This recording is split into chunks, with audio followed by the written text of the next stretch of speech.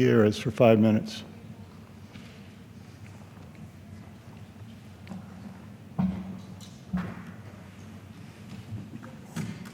Mr. Speaker, if Donald Trump is going to be successful as a president, successful from his point of view, not the point of view of the American people or history or the rest of the world, or the point of view of people who like peace and freedom, but from his point of view, then he's going to have to rely on fear.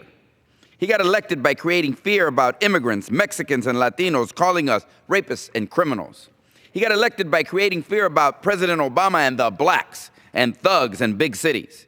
He got elected by creating fear among Americans about the big, scary world out there with the threats from ISIS and Al-Qaeda and from Mexico. But for some reason, he left out things like the fear of Russia or his buddy and friend, Putin.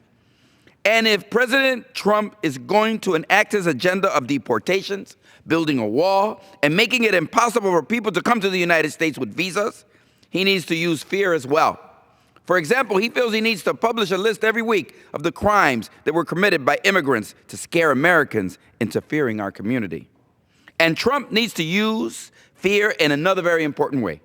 He needs to scare the immigrant community. Why? Because he knows he doesn't have the money, the manpower, or the time to drive 11 million men, women, and children who are undocumented out of this country.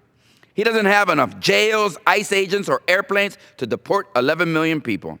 That is the population about as big as the state of Illinois, and such a mass exodus will not be easy. So what do? They use fear. Trump has to make immigrants scared to leave their houses.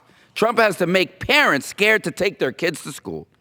Trump has to make doctors' offices, courthouses, police stations, and fire department places where immigrants are afraid to go. Trump has to make sure that undocumented immigrants who are raising children, most of whom are American citizens, in families who have lived in the U.S. on average for more than a dozen years, who own homes, cars, and businesses, he has to make them so afraid that they want to leave this country. It is a presidency and a presidential policy agenda that relies on fear and bullying to achieve success, or what people who surround Trump define as success at any rate. And how do Americans respond to fear? Do we hide in our homes and isolate ourselves and run? No, that is not what people do in the United States of America, and we never will. We stand up and we stand together and confront fear. So on May 1st, millions of Americans are going to stand up. We're going to stand together and we're going to rise up.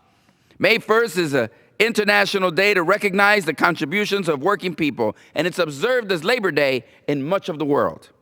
And this year, it will be a day to honor working people of all types, but there will be a special emphasis this year on immigrants working and living in the United States. In 42 cities, in 33 states, from Milwaukee to Seattle, LA to Chicago and Boston, cities and towns will hold activities, marches, rallies, and workshops to lift up immigrant communities and demonstrate the solidarity between Americans and immigrants. This is a campaign to galvanize broad support for immigrants. So this is not going to just be a Latino thing or an immigrant thing. Churches and mosques and congregations are going to rise up. Unions and students and teachers and working men and women are going to rise up on May 1st. And let's be clear, when we marched for women in massive numbers the day after the inauguration, it was not just women marching.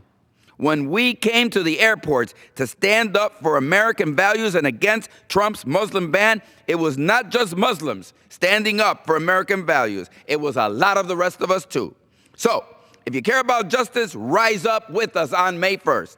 If you think a man should be able to use a men's bathroom, even if his birth certificate says he was born a woman, rise up with us. If you think global warming is a thing, and science is a thing, and the planet Earth is a thing to be protected, then go to riseupmay1st.org, get more info about what is planned in your city or your state. This will be a day for all Americans to demonstrate our resistance to the mass deportation, mass discrimination, and mass deception policies of our president. The way you deal with fear is to stand up with your friends and allies and demonstrate your strength in numbers. That's why I'm going to rise up on May 1st. Mr. Speaker, I would like to take a moment to welcome the graduating class of 2017 from Inter-American Magnet School in the city of Chicago, and parents that are accompanying the students and the teachers, and a special welcome to my grandson, Luis Andres Figueroa Gutiérrez, who is with them this morning at our Capitol. Thank you so much, Mr. Speaker. Chair recognizes the gentleman from West Virginia, Mr. Jenkins, for 5 minutes.